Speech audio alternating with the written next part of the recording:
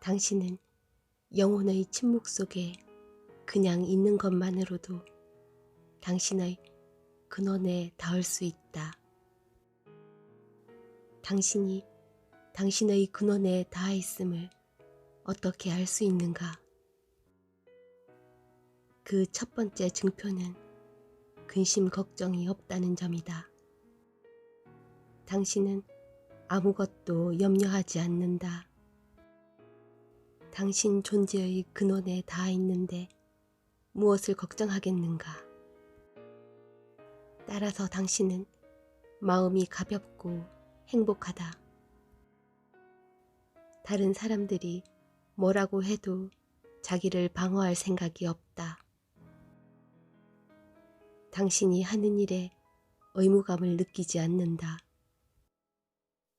눈앞의 사물과 상황을 피하거나 배척하지도 않는다. 따로 애쓰지도 않고 주변에서 일어나는 일들을 저항 없이 받아들이며 저절로 자연스럽게 되어지는 대로 산다. 당신이 근원에 닿아서 살고 있음을 보여주는 두 번째 증표는 동시에 발생하는 일들을 자주 경험하는 것이다. 왜 몇 가지 일들이 동시에 발생하는가? 무한한 조직력을 발휘하는 순수의식을 지금 당신이 경험하고 있기 때문이다. 이른바 동시 발생은 시간과 공간과 인과율을 초월한 장소에서 영혼에 의하여 이루어진다.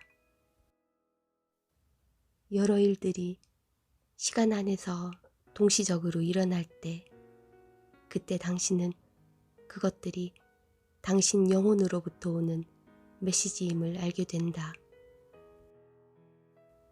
동시 발생은 서로 연관없어 보이는 일들이 함께 일어나는 것을 의미한다. 일어날 것 같지 않은 일들이 동시에 일어나는 것이다. 그것들이 모두 우연 발생처럼 보이지만 우연한 사고나 엉뚱한 일이란 본디 없는 것이다. 우리가 우연한 사고 또는 엉뚱한 일이라고 부르는 것들은 어느 한 장소에 제한되지 않는 우주 마음의 무한 연계 속에서 이루어지는 것이다. 모든 사건들이 무한의식의 오케스트라요. 헤아릴 수 없이 많은 사건들의 합주이다. 당신 몸과 마음과 삶에 일어나는 모든 일들에 전체 우주가 동원되어 있기 때문이다. 비록 당신 머리로는 이해되지 않는다 해도 우주에서 모든 일이 동시 발생으로 이루어지는 것은 우주의 본질이 그러하기에 어쩔 수 없는 진실이다. 하나뿐인 우주 안에서 모든 것이 다른 모든 것들에 연계되어 있다.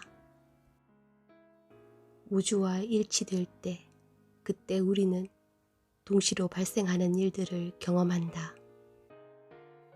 우주와 더 깊이 연계될수록 그만큼 자주 동시에 발생하는 일들을 우리는 겪는다. 동시에 발생하는 사건들을 결코 무시하지 마라. 그런 일들이 일어날 때 스스로 물어보자.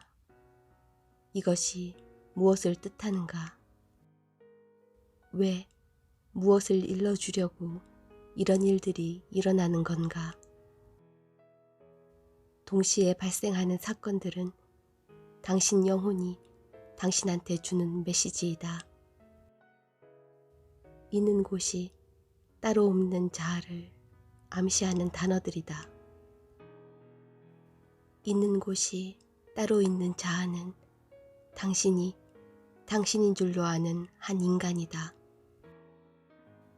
있는 곳이 따로 없는 자아는 어디에도 묶이지 않는 영이다. 당신은 이 두 자아를 아울러 경험하며 살고 있다. 그런데 동시로 발생하는 일들을 경험하는 그 순간 당신은 당신의 영혼, 있는 곳이 따로 없는 당신의 참 자아를 흘깃 본 것이다. 당신 영혼을 깨어서 의식할 때 당신이 경험하는 모든 일이 기적으로 보인다. 바야흐로 당신은 행복을 느끼고 당신 인생은 변화하기 시작한다.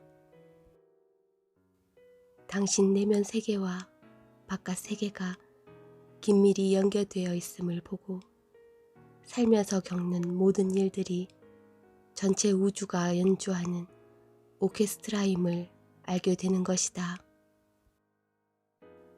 이를 깨칠 때 당신 마음은 영어의 기적 앞에서 놀라고 어리둥절하여 비틀거린다. 놀라움은 감사를 낳고 감사는 더 많은 기적을 부른다. 그리하여 당신은 더 높은 의식 상태로 옮겨간다.